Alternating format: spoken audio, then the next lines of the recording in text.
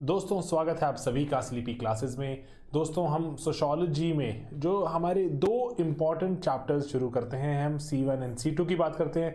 C1 and C2 otherwise देखें जैसे इनके नोट्स तो अवेलेबल है हमारी वेबसाइट में, डाउनलोड्स मिल जाएंगे आपको। मैं आपको लेकिन इस वीडियो के माध्यम से चाहता हूँ बहुत रैपिडली कुछ इंपॉर्टेंट चीज़ें, थोड़ा स्ट्रक्चर समझाना इन चैप्टर्स का, ताकि आप अपने आप से थोड़ा एक्टिवेटेड रहें एंड जो इस चीज़ को जो इन चैप्टर्स को बढ़िया तरीके से कवर कर पाएँ। ठीक है, तो देखो जो C1 है, थोड़ा जो C1 की थीम है that is about contemporary India, जो आज के भारत की बात करते हैं ये। एंड आज के भारत में कह रहे हैं कि कैसे बदलाव आ रहा है, सोशल चेंज कैसे आ रहा है। तो सोशल चेंज में आने के लिए वो बोलते हैं कि तीन इंपॉर्टेंट जो चीजें हैं जो नजर आई हमारे सिलेबस को, वो क्या है कि एक तो हमने डेवलपमेंट प्लानिंग शुरू करी मिक्स्ड इकोनॉमी के साथ, कॉन्स्टिट्यूशन लॉ कैसे लेकर आते हैं चेंज, एजुकेशन हमारे देश में कैसे बदलाव लेकर आता है।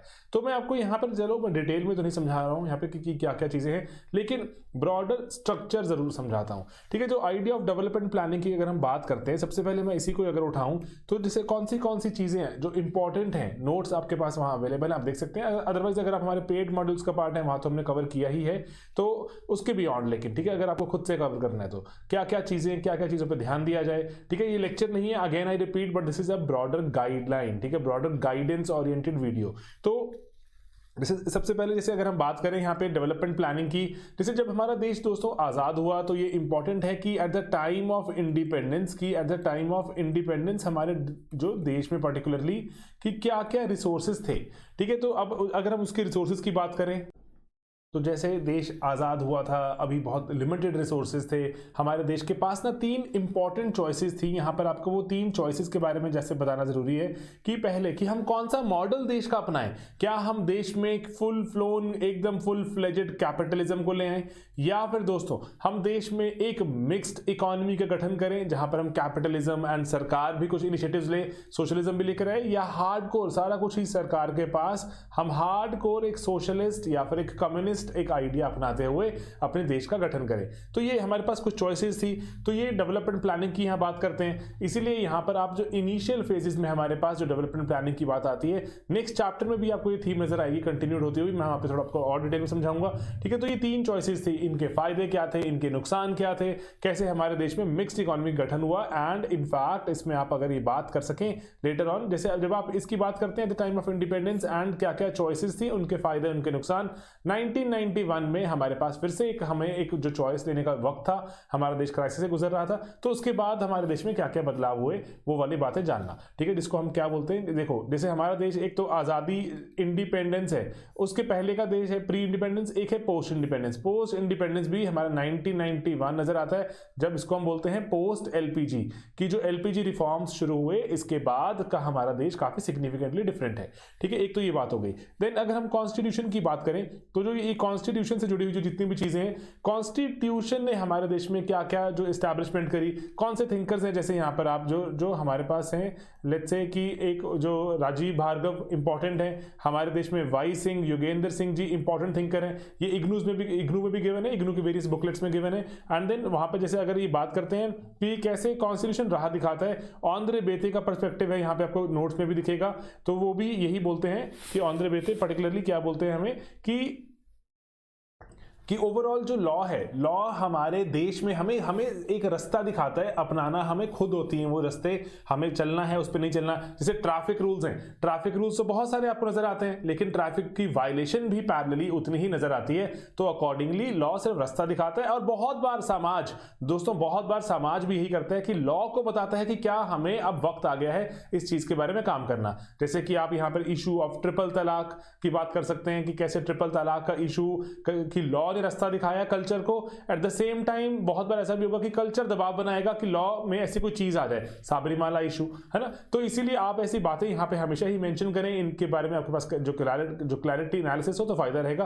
एंड देन दोस्तों तीसरी चीज है एजुकेशन। पेपर 1 में हमने जो अब देखा हुआ है एजुकेशन कैसे बदलाव लेके आता है, चैप्टर 10 में देखा हुआ है। तो लेकिन यहाँ पर आप जब अगर वेरियस बातें करें तो यहाँ पर आपके पास कुछ पर्सपेक्टिव होने चाहिए रिगार्डिंग एजुकेशन, एंड वो पर्सपेक्टिव इससे चलो पेपर 1 से हम बोरो कर सकते हैं। ठीक है, लेकिन यहाँ पर अपना एनईपी की बात जरूर करना, जो हमारी नई एजुकेशन पॉलिसी है, जो national education new education policy, तो उसमें अगर हम बात करें तो जो हमारी 2019, 20, 21 में अभी जिस पर डिस्कशन खत्म हुई एंड बात करते करते वहां पे जो इंप्लीमेंटेशन की बात आ रही है उसके क्या क्या ड्रॉबैक्स हैं, यूपीएससी सवाल पूछ चुका है सोशियोलॉजी ऑप्शनल में, लेकिन स्टिल वी शुड नो कि एजुकेशन से कैसे बदलाव आता है। एंड देन दोस्तों यहाँ पे जरूरी है कि इसका क्रिटिसिज्म भी ऑफर किया जाए कि एजुकेशन से बदलाव नहीं आता। वो भी हमने जो पॉइंट्स देखे हैं वो नोट्स में अवेलेबल हैं कि, लेकिन इनका ध्यान रखना, ठीक है, कि कैसे जो कॉन्स्टिट्यूशन या कैसे लॉ बदलाव लेकर आता है एंड कैसे नहीं लेकर आता, ठीक है, एजुकेशन कैसे बदलाव लेकर आती है या कैसे नहीं लेकर आती, दोनों ही पर्सपेक्टिव्स हमें पता होने चाहिए। तो जैसे दोस्तों ये तो बात थी हमारे चैप्टर नंबर 1 की, C1। देन दोस्तों अगर इसको आगे बढ़ाएं तो जो C2 की बात करें, C2 में आपको छोटे छोटे टॉपिक्स नजर आते हैं बहुत सारे, तो छोटे छोटे टॉपिक्स हैं, साथ साथ में अगर आपको इनको गूगल भी कर लेंगे, मैं आपको जो गाइडलाइंस देता हूं मैं आपको पूरा यहाँ पे ना प्लीज अपना कॉपी पेन थोड़ा तैयार रखिएगा C2 में, कि मैं आपको चाहता हूं साथ साथ में चीजें बताना। ऑलराइट, तो जैसे C2 की बात करें अगर, तो जैसे सबसे पहला ही रूरल डेवलपमेंट की बात होती है, यहाँ पे rural and agrarian transformation Bharat में कैसे हुई। तो यहाँ पर सबसे पहले दोस्तों की जो बहुत जरूरी है, जो सबसे पहला आपको एस्पेक्ट कि आपको रूरल डेवलपमेंट को डिफाइन करना आना चाहिए। व्हाट इज रूरल डेवलपमेंट दोस्तों, यहाँ पे ना आप दो बातें करेंगे कि पहली बात कि सर एक जो हमारे अगर हम गांव में झांकते हैं तो there could be a lot of things जो कि एग्रीकल्चर से जुड़ी हुई हैं, एट द सेम टाइम जो नॉन एग्रीकल्चरल भी कुछ चीजें बहुत ज्यादा नहीं होती लेकिन एग्जिस्ट करती हैं, तो रूरल डेवलपमेंट आपको बताना आना चाहिए।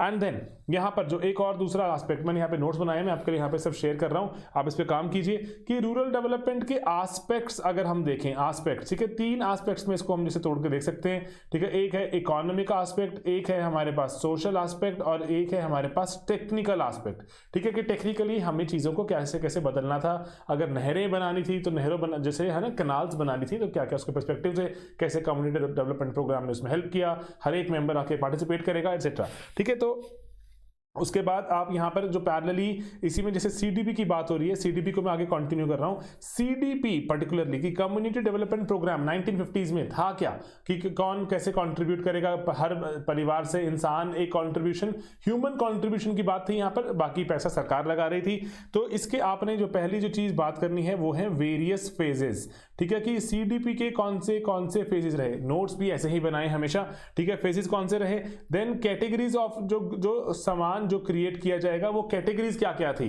देन उसके बाद तीसरा यहां पे मैं आपको चाहता हूं बताना कि सीडीपी व्हाई इट फेल्ड, ठीक है, सीडीपी फेल क्यों हुआ, आपको इसके बारे में भी क्लैरिटी होनी चाहिए। ओके, ठीक है, तो क्योंकि ये सवाल ऑफन पूछे जाते हैं। देन उसके बाद अगर हम बात करें जो हमारी जो थर्ड चीज है, ठीक है दोस्तों, एक बार इसको यहाँ पे जो थर्ड चीज बना लेते हैं, एंड दैट इज योर जो सीडीपी हमारा जो सबसे पहला फेज हमें नजर आता है, ठीक है, कि रूरल डेवलपमेंट का। देन उसके बाद अगर देखें जो दूसरा फेज हमारे पास नजर आता है, जो सेकंड फेज 1950s में आपने तोड़ के देखा, 1950s is full of CDP, ठीक है, सीडीपी की बात चल रही है। सेकंड फेज में जैसे आप देखते हैं कि जो लैंड रिफॉर्म्स की बात बढ़ जाती है, लैंड रिफॉर्म्स पहले भी कवर किया है, eight the same time green revolution भी यहां पर शुरू हो जाता है। इसके कारण हो क्या रहा है, लैंड रिफॉर्म्स थोड़ा ठंडे बस्ते में आ जाते हैं, लैंड रिफॉर्म्स पीछे कहीं रह जाते हैं, गेटिंग इट। सीडीपी पे फोकस है, सीडीपी के साथ साथ लैंड रिफॉर्म्स पे फोकस है, फिर सीडीपी पीछे रह जाएगा, फेलियर नजर आएगा, लैंड रिफॉर्म्स पे फोकस आएगा, लैंड रिफॉर्म्स फेलियर नजर आएंगे, ग्रीन रेवोल्यूशन पे फोकस नजर आएगा, ग्रीन रेवोल्यूशन तो अभी आगे चलती ही गई। ओके, ठीक है, तो ग्रीन रेवोल्यूशन चल रही है, कैसे हमने उसके बारे में लेक्चर देखे हुए पहले, ठीक है। ओके, तो यहाँ वहां से ना कंटेंट बोरो कर सकते हैं, सेकंड फेज की बात हुई। देन उसके बाद अगर आप देखें नेक्स्ट जो आप फेज उठाएं, उस फेज में आप फेज में बात करें कि सर पोस्ट जो ग्रीन रेवोल्यूशन हमारे देश में क्या क्या चला, मैं आपको यहाँ हिंट दे रहा हूं। सबसे पहले हमने यहाँ पर एरिया सेंट्रिक अप्रोचेज अपनाई, ठीक है, what are area centric approaches, ठीक है, कि जैसे कि डेजर्ट वाले इलाके में कुछ अलग करना चाहिए, जहां पर ट्राइबल जो बहुल इलाका है वहां पे कुछ और करना चाहिए। तो एंड कहीं पर जैसे किसी में हो सकता है कि फर्नीचर का बहुत स्कोप है, वहां पे फर्नीचर पे फोकस करते हैं, तो area centric approaches I gradually, ये अभी भी हमें नजर आती हैं इवन बैंकिंग एटसेट्रा में। ओके, उसके बाद नेक्स्ट यहाँ पे आपने एरिया सेंट्रिक अप्रोचेस अपनाई। उसके बाद यहाँ पर एम्प्लॉयमेंट पर फोकस आया कि एम्प्लॉयमेंट में अगर हम बात करें पर्टिकुलरली एम्प्लॉयमेंट में हमें इवन फूड फॉर वर्क और रादर जो अगर आप काम करेंगे पैसा जो आपको खाना मिलेगा, जैसे ग्रेजुअली उसकी ट्रांसफॉर्मेशन मनरेगा में हो गई कि काम करेंगे, सरकार गारंटी दे रही है काम की, पैसा भी मिलेगा 100 दिनों तक, ठीक है, 100 डेज की मिनिमम वर्क सरकार देगी, ज्यादा भी दे सकती है, 100 दिन का तो मिनिमम था। ओके, देन उसके बाद यहाँ पर एक और जो हमारे पास चीजें हैं वो है poverty alleviation programme, programmes, 20 point programme etcetera, कि जिससे गरीबी हटाओ की बात नजर आती है। पॉवर्टी एलिवेशन प्रोग्राम कैसे कैसे इसने हमारे समाज को बदला। ओके, देन उसके बाद फाइनली हमारा जैसे हम देखते हैं ना, वही मैंने आपको बताया, अगर हम पूरी एक जो कहानी चलाएं, हमारा देश आजाद होता है, इंडिपेंडेंस, उसके पहले की बात भी कर सकते हैं, इंडिपेंडेंस होती है, इंडिपेंडेंस के बाद सबसे पहला जो फोकस आता है वो सीडीपी पे आता है, सीडीपी के बाद आगे बढ़ते हैं तो लैंड रिफॉर्म्स नजर आते हैं, ग्रीन रेवोल्यूशन नजर आती है, फिर उसके बाद 1991 आता है। 1991 के बाद यहां पर आपको जो नजर आती है एलपीजी के साथ हमारा देश चलता हुआ है। पोस्ट एलपीजी क्या क्या देश में चल रहा है, ठीक है, तो इसीलिए जो ये पोस्ट एलपीजी फेज में हमारे पास की कौन सी चीजें और समाज में क्या क्या बदलाव हो रहा है, ठीक है। तो पोस्ट एलपीजी में अगर आप बात समझेंगे तो आपको नजर आएगा कि कैसे डब्ल्यूटीओ का आना, वेरियस चीजों का ओपन अप हो जाना, ठीक है, इससे हमारे देश में बदलाव आता है। ओके, अब यहां पे थोड़ा सा एक जो मैं डिटेल में अगर जाके देखें कि कोऑपरेटिव्स की बात, कि कोऑपरेटिव्स इंपॉर्टेंट है, ठीक है, यहां पे लिखा भी हुआ हमने कोऑपरेटिव्स।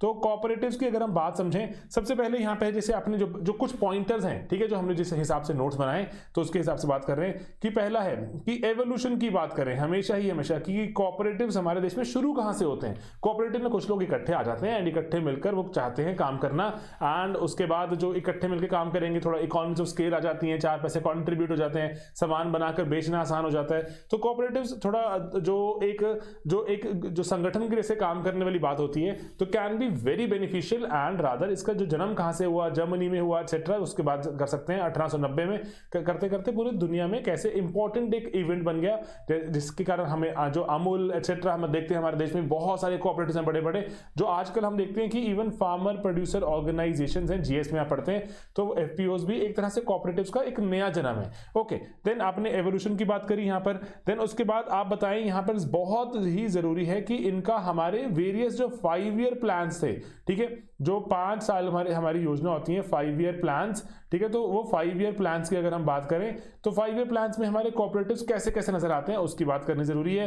देन दोस्तों तीसरे नंबर पे अगर हम बात करें यहाँ पे कोऑपरेटिव्स के, कि कोऑपरेटिव्स का स्ट्रक्चर क्या क्या रहता है, ठीक है। स्ट्रक्चर में आप कहेंगे सर इसका मतलब क्या हुआ कि अच्छा कुछ चीजें हमारे कोऑपरेटिव एग्रीकल्चर में फोकस करते हैं, कुछ नॉन एग्रीकल्चरल रहते हैं, ओके, कुछ हमारे मार्केटिंग पे चाहते हैं फोकस करना, कुछ नॉन मार्केटिंग होते हैं, कुछ हमारे क्रेडिट ओरिएंटेड रहते हैं, कुछ नॉन क्रेडिट भी होते हैं, ठीक है। तो इसीलिए हमारे कोऑपरेटिव्स अपने इवन की इको में भी पढ़ते हैं इसको हम, कि कोऑपरेटिव जो बैंक रहते हैं वो किस तरह से काम करते हैं, उनका फोकस क्या क्या रहता है। ओके, देन उसके बाद चौथी चीज है कि जो न्यूज में होने के कारण अमेंडमेंट्स क्या क्या रही, इवन की एक नई मिनिस्ट्री का गठन किया गया, जैसे आपको पता होगा नई मिनिस्ट्री बनाई गई थी जिसका नाम जैसे 2021 जुलाई में बनाई गई थी, उसका नाम क्या था, मिनिस्ट्री ऑफ जो कोऑपरेशन।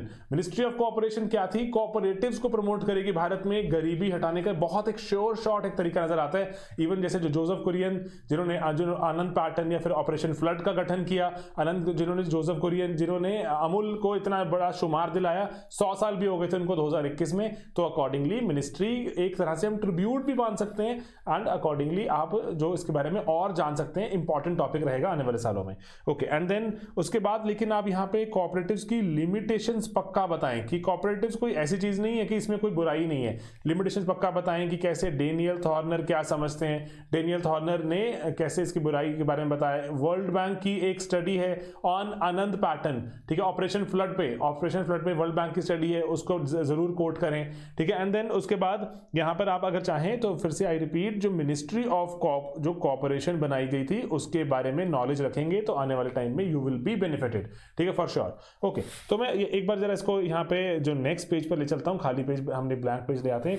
ओके, तो अब देन उसके बाद यहाँ पे जैसे अगर आप देख सकते हैं कि पॉवर्टी एलिविएशन स्कीम्स बहुत सारी मेंशन करनी पड़ती है हमें, 20 पॉइंट प्रोग्राम से लेके जो चलती गई, गरीबी हटाओ शुरू होता है 70s में हमारे देश में, और गरीबी हटाओ में नए नए प्रोग्राम्स आते हैं, आज भी फॉलो किए जाते हैं। ओके, ग्रीन रेवोल्यूशन में से बदलाव हम इसको देख चुके हैं। भारतीय एग्रीकल्चर का जो चेंजिंग जो मोड है पर्टिकुलरली, है ना, कि कैसे कैसे बदला एग्रीकल्चर में। ग्रीन रेवोल्यूशन है ना, वो 3 चीजें होती हैं कि एक तो land reforms, then green revolution, then post LPG अभी क्या क्या चल रहा है हमारे देश का एग्रीकल्चर जो मोड चेंज हो रहा है, ये टॉपिक हमें रिपीटेडली नजर आता है, इवन की जीएस में काम भी आएगा। देन ये है आखिरी topic, problems of rural labour. इसमें हम क्या कर सकते हैं, सबसे इंपॉर्टेंट इंपॉर्टेंट चीज, सबसे पहले आपको रूरल लेबर के बारे में अगर आप बात करें तो रूरल लेबर की आपको कॉम्पोजिशन पता होनी चाहिए। What is the composition of rural labour, ठीक है, कि आजादी से पहले कितनी थी रूरल लेबर, अभी आफ्टर इंडिपेंडेंस कितनी, क्या क्या रेशो, कैसे जो प्रोपोर्शन चल रहे हैं। ओके, देन आपकी यहां बात कर रहे हैं बॉन्डेजेस की, कि ठीक है बंधुआ मजदूर एटसेट्रा की बात होती है, इंपॉर्टेंट टॉपिक रहता है। तो बॉन्डेजेस की बात करें, यहां पर आप बताएं definitely types of bondages, Ashok Rudra and प्रणबर्धन का यहां पे एक छोटा सा मॉडल है, ठीक है, टाइप्स की बात कर सकते हैं। देन यहां पर आप कॉजेज बता सकते हैं कि क्यों आज भी बंधुआ मजदूरी या फिर बॉन्डेजेस नजर आते हैं, कि इसके कारण क्या है। इसके कुछ कारण है इकोनॉमिक कारण है, कुछ यहां पर सोशो कारण है, एंड अगर हम यहां बात करें तो कुछ रिलीजियस कारणों से भी, कि धर्म या कास्ट की बात कर भी लोगों को बंधुआ मजदूर रखा जाता है। ओके, देन बॉन्डेजेस पे आप बात करें कि क्या क्या पॉलिसीज एग्जिस्ट करती हैं इसको खत्म करने के लिए, क्या क्या हमारे इवन की हमारे कॉन्स्टिट्यूशन में आर्टिकल एग्जिस्ट करते हैं, तो उनके बारे में हमें पता होना चाहिए। देन कम्स योर माइग्रेशन, ठीक है, छोटे छोटे से टॉपिक हैं, ऐसे बड़े बड़े ह्यूमंगस टॉपिक नहीं है कि पूरा पूरा दिन इन पे हम पीएचडी करते रहें, छोटे छोटे टॉपिक है, दो तीन घंटे में खत्म हो जाते हैं, रिसर्च करें अगर आप, ठीक है। माइग्रेशन, ठीक है, लेकिन बाकियों से माइग्रेशन थोड़ा सा बड़ा है, इंपॉर्टेंट भी इसलिए ज्यादा ही है, इसलिए आप इस पर अगर आधा दिन भी लगाते हैं तो that's not a bad deal.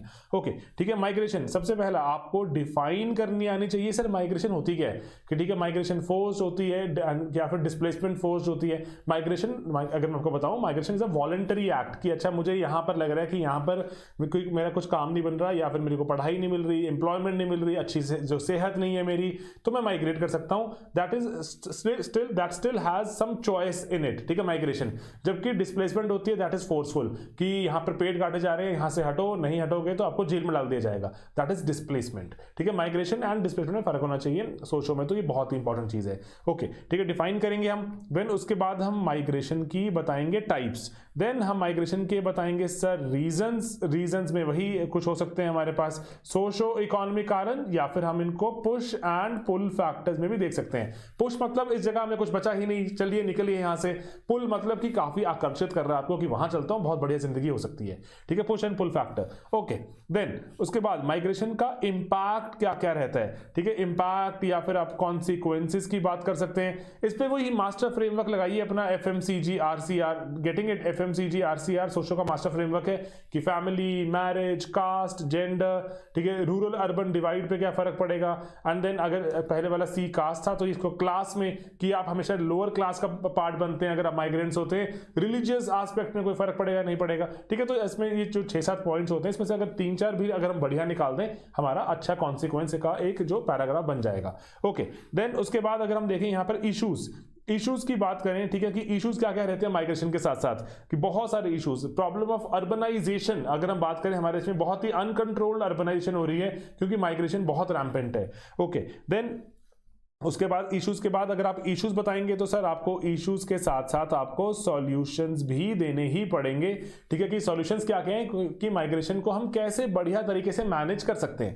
Then दोस्तों यहां पर अगेन आई रिपीट, यहां पे जरूरी है कि आप जो वेरियस पर्सपेक्टिव्स दें यहां पे, ठीक है। पर्सपेक्टिव का मतलब क्या हुआ, थिंकर्स के नहीं, कि माइग्रेशन को देखिए वेरियस नजरिए से। हमने इस पर छोटा सा एक अटेम्प्ट किया था, नोट्स में बात डाली थी, बिल्कुल थोड़े से 3-4 पॉइंट्स ही हैं, कि माइग्रेशन में जो विमेन को माइग्रेशन कैसे नजर आती है, उनके लिए माइग्रेशन क्या मायने रखती है, ठीक है, बच्चों को कैसे नजर आती है माइग्रेशन, ओल्ड जो एल्डरली हैं उनको माइग्रेशन कैसे नजर आती है, ठीक है। तो इसलिए इसके पर्सपेक्टिव से अगर देखें तो हम सवाल को बढ़िया तरीके से कई बार हम टैकल कर पाते हैं। ओके, देन यहां पर अगर हम बात करें कि जो अभी एक जो इंपॉर्टेंट जो चीज आती है, कि जो पोस्ट कोविड दुनिया में, जैसे आपने देखा तो कोविड आया था तो हमारे देश में, तो इंटरनल माइग्रेशन, रिवर्स माइग्रेशन शुरू हुई थी, तो इसीलिए जो प्रॉब्लम ऑफ इंटरनल माइग्रेशन थी, rather problem of internal reverse migration becomes an important topic, ठीक है। तो इसको कवर करना है। एंड एक इंपॉर्टेंट चीज है जो पूरे चैप्टर में देखने को मिलती है आपको, कि जो हमारे एग्रीकल्चर में क्या बदलाव आया, गांव में क्या बदलाव आया, CDP में क्या बदलाव आया एक्सेट्रा, इसमें जो बात नजर आती है that is about Swaminathan report, ठीक है। जो स्वामीनाथन रिपोर्ट 2004 में दी गई थी, तो वो स्वामीनाथन रिपोर्ट के हमें पॉइंट्स पता होने चाहिए, कुछ इंप्लीमेंट हो गए हैं, कुछ आज भी हम सोचते रहते हैं इंप्लीमेंट कर दें। UPSC सवाल बार बार पूछते रहते हैं, कभी जीएस में, कभी सोशो में पूछता ही जाता है, तो इसलिए इंपॉर्टेंट है। हमने लेक्चर भी बनाकर डाला हुआ इस पर, जो यूट्यूब पर भी अवेलेबल है, ठीक है, और पेड में मॉड्यूल में भी अवेलेबल करा दिया गया। तो बस इसीलिए मैं चाह रहा हूँ कि ना ये चीजें बहुत ज्यादा ऐसे ह्यूमंगस नहीं है, छोटे छोटे टॉपिक्स हैं, जगह जगह आपको बिखरे हुए मिलते हैं, आपको आर्टिकल्स में बिखरे हुए मिलते हैं। एंड पर्टिकुलरली क्योंकि इंडिया कंटिन्यूसली बदलता जाता है, तो इसलिए इनमें नए नए एस्पेक्ट्स ऐड होते रहते हैं। जैसे कि आपके पास मान लीजिए यहाँ पर अगर लेट्स से 15 टोटल हमारे पास जो पर्सपेक्टिव या पॉइंट्स हैं, तो 1-2 ऐड हो जाएंगे एक कुछ सालों में, आगे बढ़ते रहेंगे, ठीक है। ऐसे नहीं कि पूरा टॉपिक बदल जाएगा कि हम बोले माइग्रेशन नई कोई डेफिनेशन आ गई, या फिर जो बॉन्डेज में कुछ नया एक पर्सपेक्टिव आ गया, आर्टिकल बदल गया कॉन्स्टिट्यूशन में, ऐसा नहीं होगा। लेकिन हाँ, कोई नई मिनिस्ट्री बन गई, छोटा सा पॉइंट डाल दिया, ठीक है। तो इसीलिए बहुत चीजें बदलती नहीं है, इसलिए हम बोलते हैं कि सोचो एक स्टैटिक ऑप्शनल कैसे नजर आता है अगर हम उसको जो बढ़िया तरीके से इमेजिन कर लें, ठीक है। तो घबराने की बात नहीं है, डरने की बात नहीं है। मनरेगा यहाँ पर आप जो पर्टिकुलरली, इसलिए आपको जो 3 इंपॉर्टेंट चीजें, 4 इंपॉर्टेंट चीजें आज जो करनी है वो है एनईपी के बारे में अच्छी से बढ़िया से एक रिपोर्ट बना के रखिए अपने पास, मतलब एक कंसाइज नोट्स, ठीक है। मनरेगा, हमारे देश में मनरेगा हम एम्प्लॉयमेंट प्रोवाइड करते हैं, मनरेगा के फायदे, मनरेगा के नुकसान पता होने चाहिए हमेशा ही। एंड देन उसके बाद जो पोस्ट कोविड हमारे देश में अगर पोस्ट कोविड इंटरनल माइग्रेशन हुई, तो पोस्ट कोविड इंटरनल माइग्रेशन, यहाँ पे मैं 2 टॉपिक बना रहा हूं आपके लिए, ठीक है। इंटरनल माइग्रेशन के बारे में पता होना चाहिए एंड कोविड का इंपैक्ट हमारे देश में चाइल्ड लेबर पे क्या रहा, ठीक है। चाइल्ड लेबर पे हमारे देश में कोविड का इंपैक्ट क्या रहा। एंड देन उसके बाद हमने चौथी एक चीज देखी थी, दैट वाज स्वामीनाथन रिपोर्ट, ठीक है। ये 4 चीजें प्लीज तैयार रखिए, बढ़िया तरीके से तैयार रखिए। अच्छा आप अटेम्प्ट कर पाएंगे हमेशा साल दर साल आप देखेंगे इनसे सवाल निकल रहे हैं, ठीक है। सिर्फ ये 4 चीजों से आप कहेंगे सर बाकी सब कुछ एक तरफ, 4 एक तरफ, लेकिन ऐसा है कि ये 4 को बढ़िया बनाने के लिए हम ये जो सामान पढ़ते हैं, सब चीजें देखते हैं, ये 4 चीजों को बढ़िया बना देते हैं। ऑलराइट, तो बस यही मेरा भी अटेम्प्ट है। तो मैं आज आपको ऐसे कोई क्वेश्चन वगैरह नहीं दे रहा करने के लिए, क्योंकि अननेसेसरी आप बर्डन फील करते हैं। तो और ऐसे बहुत कोई ऐसे सॉलिड कोई ऐसे रिस्पांस भी नहीं लग रहा कि बच्चे बहुत क्रेजी हैं अबाउट दिस। तो इसीलिए maybe later on let us develop some interest और curiosity about the subject, and then question discuss करते रहेंगे। क्वेश्चन तो बहुत सारे बन सकते हैं और बनाते भी जाते हैं, हम पढ़ते भी जाते हैं, ठीक है। तो बाकी दोस्तों यही पढ़ाई चलती रहे, अगर कुछ ऑर्गेनाइज तरीके से चलते रहे, हम हवा में हाथ पाँव ना माने। छोटा बहुत ज़्यादा सिलेबस नहीं है, ढंग से कवर किया जा सकता है थोड़ा सा। इसलिए मैं कहूंगा कि थोड़ा फेथ बनाकर थोड़ा सा क्राम करने की अगर हम शक्ति भी बढ़ा लें एंड नई चीज़ों पे नज़र बनाए रखें। और बहुत ज़्यादा बच्चे घबरा जाते हैं कि सर नया करंट अफेयर चाहिए, बहुत ज़्यादा अर्जेंट नया करंट अफेयर्स। इतना घबराने की बात नहीं होती, क्योंकि मेजॉरिटी जो हमारा कंटेंट है that will always be you will be able to tackle it through जो ऑलरेडी एग्जिस्टिंग कंटेंट, ठीक है। उसको बस हमें बढ़िया तरीके से समझना है, थोड़ा सा दिमाग में रिटेन करना है एंड वक्त आने पर इंप्लीमेंट करना है। यही बस आज के लेक्चर का एक जो थोड़ा पैगाम भी था, C1 C2 कवर करना रैपिडली एंड इसमें वेरियस स्ट्रक्चर बनाना। मैं आगे वाले जो टॉपिक्स में भी थोड़ा कोशिश करूंगा कि स्ट्रक्चर बना के आप तक पहुंचाऊं। बाकी चलिए मिलेंगे अपने अगले लेक्चर में दोस्तों बहुत ही जल्द। मेहनत करते रहिए। Bye bye, take care.